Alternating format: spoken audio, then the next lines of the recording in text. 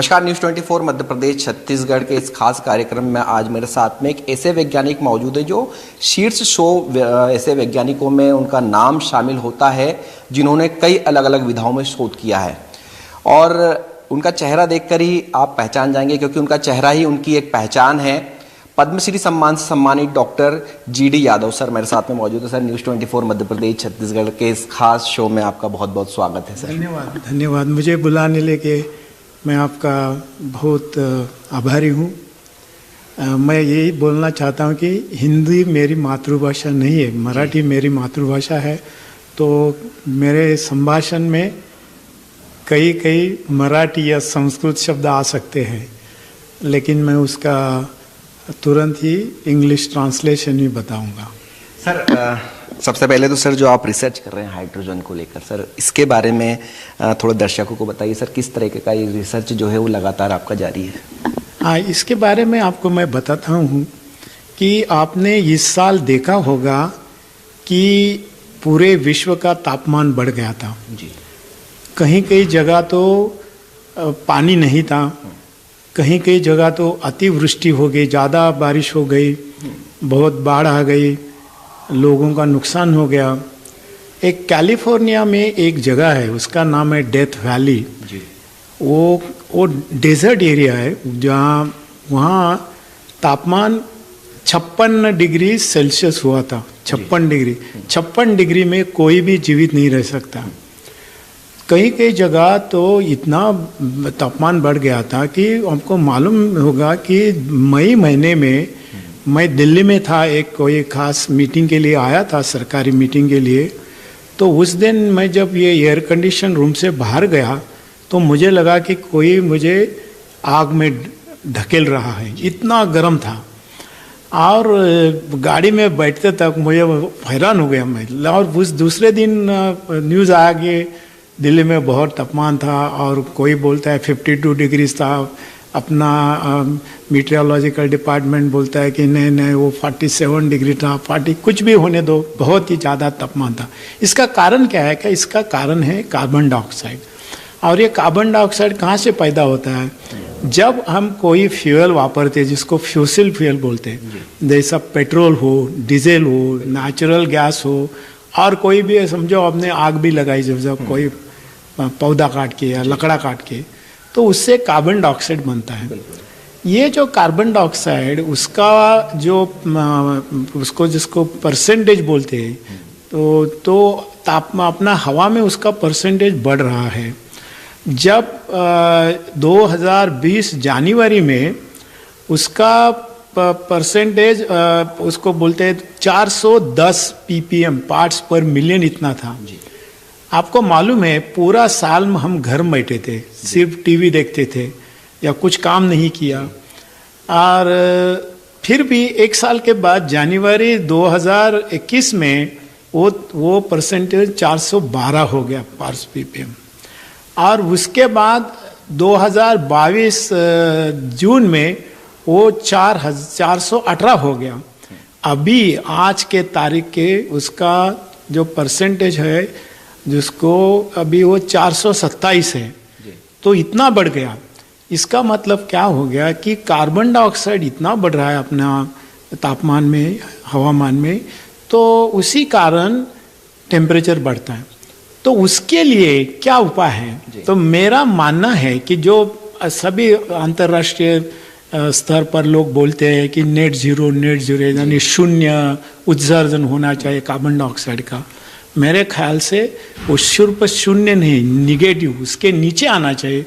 उसके लिए carbon dioxide को अपने से खींच के हवा में से, और जहाँ जहाँ पैदा होता है, जैसा कि पावर प्लांट में होता है, कोल पावर प्लांट में होता है, वो सबको हाइड्रोजन के साथ रिएक्ट करके उससे हम दूसरा मेथनॉल बना सकता है, डायमिथाइल बना सकते हैं, हाइड्रोकार्बन बना सकते हैं, एलपीजी बना सकते हैं। इसका मतलब हाइड्रोजन जो उसको हम एनर्जी कैरियर बोलते हैं, जो ग्रीन हाइड्रोजन बोलते हैं, वो उसका बहुत ही बड़ा अपने को त्राता होने वाला है। जैसा हम बोलते हैं ना ब्रह्मा विष्णु महेश, हमारे शास्त्र में अभी क्या ब्रह्मा विष्णु महेश होगा? तो सोलर एनर्जी, सूर्य शक्ति, विंड एनर्जी, वायु शक्ति, और हाइड्रोजन एनर्जी। तो हाइड्रोजन मेरे ख्याल से ये सबसे बड़ा त्राता रहेगा, क्योंकि भविष्य में अपने पास क्रूड ऑयल भी नहीं होगा। 2054 में क्रूड ऑयल नहीं होगा। एक तो उसका कारण ये होगा कि हमारे पास जो टेक्नोलॉजी है वो बहुत ही एक्सपेंसिव होगी, बहुत ही खर्चीली होगी, तो हम उत्पादन नहीं कर सकते। अभी जो क्रूड का बैरल समझो $80 है, डॉलर पर बैरल, तो वो 200 हो सकता है। तो इसका मतलब वो परवड़ेगा नहीं, किसी को परवड़ेगा नहीं। उसका कारण ये हो सकता है, और दूसरा वो खत्म ही हो जाएगा। हम इतना वापर रहे अभी हमारा डेली कैपेसिटी जो है रिफाइनरी का, तो 103 मिलियन बैरल्स पर डे इतना हम रिफाइनरी में प्रोसेस करते हैं। तो आप समझिए, ये इतना होएगा तो उतना कार्बन डाइऑक्साइड भी आएगा। जितना हम फ्यूल वापरेंगे उतना तापमान बढ़ेगा। इसका मतलब है कि भविष्य के हमके चिंता करने की जगह उसका त्राता जो सेवियर बोलते हैं इंग्लिश में, वो सेवियर हाइड्रोजन रहेगा, उसको ग्रीन हाइड्रोजन बोलते हैं। अभी पूरे दुनिया भर में क्या हो रहा है, पूरे दुनिया भर में ऐसा हो रहा है कि आप ग्रीन हाइड्रोजन बनाओ, उसके लिए इलेक्ट्रोलिसिस ऑफ वाटर को बोलते हैं। तो इलेक्ट्रोलाइजर की कॉस्ट होती है। इलेक्ट्रोलाइजर 4 प्रकार के होते हैं। वो इलेक्ट्रोलाइजर होते हैं ना, उसमें इलेक्ट्रिसिटी लगता है, उसमें इलेक्ट्रोलाइट लगता है, उसमें मेम्ब्रेन लगता है, उसको टेम्परेचर भी ज़्यादा होता है। इसी कारण इलेक्ट्रोलाइजर की कॉस्ट बहुत बड़ी है, ज़्यादा है उसके इलेक्ट्रोलाइजर की। समझो अपने को 1 किलोवाट चाहिए, तो उसका कीमत $1500 to $1600 होता है वो इलेक्ट्रोलाइजर का। अभी पूरे दुनिया क्या सोच रही है, ये प्राइस हम $200 के नीचे ला सकते हैं क्या, $150 के नीचे ला सकते हैं क्या, 100 पूरे दुनिया में लोग वैसा काम कर सकते। हमारे लेबोरेटरी में हमने क्या किया, हमने ONGC एनर्जी सेंटर करके, ONGC की एक संस्था है, वो मेरे साथ वो काम कर रही है 2007 साल से। तो हमने क्या किया, हमने थर्मल एनर्जी वापरी। तो हमारा जो टेक्निक है उसको हम थर्मोकेमिकल कॉपर क्लोरीन साइकिल बोलते हैं उसको। हम क्या बोलते हैं कि जब ये साइकिल वापरेंगे और हम दिन में 100 टन पर डे बनाएंगे, हाइड्रोजन बनाएंगे, तो उसका कॉस्ट हम $1 के नीचे लाएंगे। उसका ये प्रोडक्शन का कॉस्ट है। लेकिन दुनिया भर में अभी जो बोल रहे हैं वो लोग क्या बोलते हैं कि ग्रीन हाइड्रोजन की कॉस्ट एक कभी $3.5 के नीचे नहीं आएगी। तो अमेरिकन गवर्नमेंट ने क्या किया, अमेरिकन गवर्नमेंट ने क्या किया कि अपने इंडस्ट्रीज को बोला, अरे तुम बनाओ 2031 तक। तो उनका एक फार्मूला है, उसको क्या बोलते हैं, इंटरेस्टिंग नाम दिया है 111। 111 का मतलब क्या है कि 1 किलो हाइड्रोजन $1 में 1 दशक में बनाइए, 10 साल में बनाइए। ये उनका डेट है 231। आप बनाएंगे तब तक हम तुमको $3 प्रति किलो आपको कंसेशन देंगे। मैं अभी देखिए, हमने तो हमारे बहुत पेटेंट्स भी है, इंटरनेशनल पेटेंट्स भी है। मुझे उसी कारण मुझे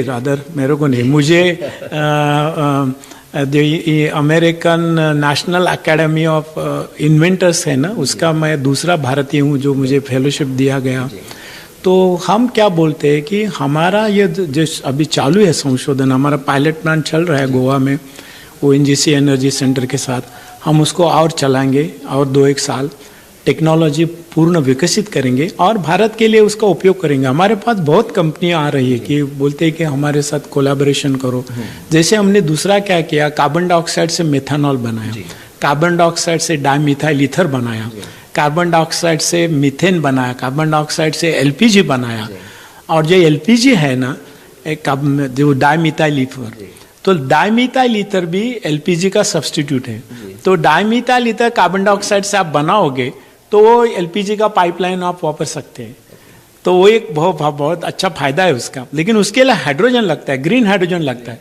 तो जब तक ये टेक्नोलॉजी डेवलप नहीं होती कि बाकी की टेक्नोलॉजी डेवलप होना चाहिए, तो हमने ये बाकी की टेक्नोलॉजी भी डेवलप किए, जैसे कि मेथनॉल की किए, मीथेन की किए, डाइमिथाइल ईथर की। हमारे साथ इंडस्ट्रियल पार्टनर्स भी है।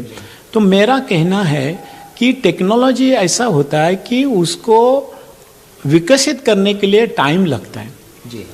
और भारत सरकार ने क्या चाहिए करना चाहिए, वो करती भी है। मैं उनको धन्यवाद दूंगा कि अपने मोदी जी बहुत प्रोत्साहन देते हैं। वो बोलते हैं कि आप विकसित करो, हमारे देश के लिए विकसित करो, वही हम कर रहे हैं। और हमारा मानना है कि लेकिन टेक्नोलॉजी रातों रात नहीं तैयार होती, उसको टाइम लगता है। तो मेरा मानना है, जैसा बोला कि भारत सरकार ने क्या बोला कि 230 तक हम 500 गीगावाट एनर्जी रिन्यूएबल एनर्जी करेंगे। तो मैं तो क्या बोलता हूँ, मैं से उससे ज़्यादा बनाऊंगा। जो 2050 में वो लोग बोलते हैं कि 49,000 टेरावाट आवर्स का एनर्जी लगेगा पूरा दुनिया को। हम क्या बोलते हैं कि उसमें से 20% यानी 10 गीगा टेरावाट आवर्स भारत ने बनाना चाहिए। जब भारत उसका एक्सपोर्ट करेगा ग्रीन हाइड्रोजन का, तो उनको उतना फॉरेन एक्सचेंज मिलेगा। नितिन गडकरी जी ने पिछले दिनों इशारा भी किया था कि बहुत जल्द जो सड़कों पर है हाइड्रोजन से दौड़ने वाली गाड़ियां नजर आएंगी, क्योंकि जो हमने हाईवेज बनाए हैं, इन हाईवेज पर आपको मैं वो कमेटी में हूँ जो इन हाइड्रोजन इंफ्रास्ट्रक्चर की जो कमेटी है, ministry of road transport and highways, Gadkari साहब की मिनिस्ट्री, मैं उसमें मेंबर हूँ वो कमेटी में, और एक कमेटी का मैं चेयरमैन भी हूँ। तो हम क्या कर रहे हैं कि हम भारत में 5 ऐसे निराले रीजन हमने चूज किए हैं। उसमें वो ट्रक्स चलाएंगे, वो 55 टनर वाले चलाएंगे, 40 टनर वाले चलाएंगे, बसेस चलाएंगे। तो क्या होता है, एक आईसी जिसको बोलते हैं आइस यानी इंटरनल कंबशन इंजीनियर, वो हाइड्रोजन उसमें वापरेगा। दूसरा है कि ग्रीन अमोनिया, जबकि जो ग्रीन हाइड्रोजन है और नाइट्रोजन है उससे जो बनता है अमोनिया, उसको ग्रीन अमोनिया बोलते हैं। वो ग्रीन अमोनिया से भी टेक्नोलॉजी डेवलप कर सकते हैं। जहाँ जहाँ हाइड्रोजन वापरते हैं वहाँ ग्रीन अमोनिया भी वापर सकते हैं। तो हमको ग्रीन फर्टिलाइजर भी आएगा। तो वो क्या करने पड़ेगा कि ये अमोनिया हम स्प्लिट करेंगे जहाँ वापरने का, और वहाँ से हाइड्रोजन आएगा। तो जो स्टोर करने का जो टेक्निक होता है हाइड्रोजन के लिए -252 डिग्री 350 एटमॉस्फेयर 700 एटमॉस्फेयर इतना बड़ा प्रेशर लगता है। अमोनिया के लिए कम लगता है, कम अमोनिया के लिए 10 एटमॉस्फेयर लगता है। तो अमोनिया से कैरी करना इजी पड़ता है, और ammonia technology well developed technology है। तो बहुत से देश है, जैसे जर्मनी है, नॉर्डिक कंट्रीज है, वहाँ अमोनिया का प्रमोशन कर रहे हैं, हाइड्रोजन का ही कर रही है। और उनका भारत के साथ ये भी है, समझौता भी है, टास्क फोर्स पे उनका। तो मेरा कहना है कि भविष्य में हाइड्रोजन कितना लगेगा। 2050 में हाइड्रोजन आपको कम से कम 850 मिलियन मेट्रिक टन लगेगा। अंदाजा है, उससे ज़्यादा भी लग सकता है। जैसा टेक्नोलॉजी बढ़ेगा, उसका उपयोग बढ़ेगा, तो कास्ट कम होती जाएगी। लेकिन टेक्नोलॉजी बढ़ाने के लिए हमारे शास्त्रज्ञ, जो इंडिया में बहुत अच्छे शास्त्रज्ञ हैं, बहुत अच्छे साइंटिस्ट बोलते हैं, इंजीनियर्स बोलते हैं, सब लोग हैं इंडिया में, भारत में अपने। तो हम कर सकते हैं। अभी जैसे महाराष्ट्र जैसा राज्य है ना, वहाँ क्या करते हैं, आप ज़्यादा बनाते हो आपको पैसा नहीं देते वो लोग, वो बोलते हैं तुम्हारा फुकट में जाने दो। ऐसा नहीं चलेगा ना, वो उनको भी देना चाहिए। घर की शिकायत तो हमारी पत्नी तो हमेशा बोलती है, घर में कब आओगे, और खाना खाने के लिए आते हो क्या शाम को? अभी मैं इधर हूँ आज, करेक्ट। तो पहला सवाल उसने पूछा, आप कब वापस आ रहे हो, खाने के लिए आ रहे हो? तो मैं क्या बोलता हूँ, मैं जब बाहर जाता हूँ मैं बोलता हूँ मेरे लिए डिनर मत करना, क्योंकि आजकल ऐसा होता है, फ्लाइट डिले होता है, ये होता है, खाना फुकट जाता है। तो मैं बोलता हूँ कि मत बनाओ। लेकिन ये सच है कि फैमिली के लिए टाइम कम देना पड़ता है। देखो, जब आविष्कार में रहते हैं ना, रिसर्च करते हैं ना, तो आपको भूलना पड़ता है। तो हमने बहुत हमारे विद्यार्थी के जो हमारे क्या बोलते हैं, छात्र जो बोलते हैं, तो उनके साथ मैं लैबोरेटरी में काम करता था। तो मैं 12:30-1 बजे तक काम करता था। हम जब बोलते हैं नहीं ये मेरा है, वो तुम्हारा, ये संकुचित वृत्ति है, यानी कि बहुत छोटी हुई ये विचारधारणा है। जब हम बोलते हैं कि ये सब मेरा है, ये हमारा है, ये हम सब विश्व हमारा है, तो हम इसके लिए हम काम करेंगे। तो अभी जो सस्टेनेबिलिटी जो बोलते हैं ना, ये हमारा ये मंत्र है, हमारा संस्कृति का मंत्र है। यही हमने आगे लेना चाहिए। मैं इतना बोल के आपको पुनश्च मैं आपको धन्यवाद देना चाहता हूँ। और मुझे लगता है कि आपके दर्शकों को कोई सवाल होगा तो मुझे वो gdyadav@gmail.com इस पे भेज सकते हैं, मैं उनको ज़रूर उत्तर दे दूंगा। धन्यवाद। तो ये थे डॉक्टर GD यादव सर, जिन्होंने ग्रीन हाइड्रोजन पर लगातार जिनका रिसर्च जारी है और आने वाली पीढ़ी को बचाने के लिए लगातार जो कार्बन डाइऑक्साइड को खत्म करने का प्रयास जो है वो करते हुए नजर आ रहे हैं। कैमरामैन राजा के साथ हेमंत शर्मा, News 24, उज्जैन।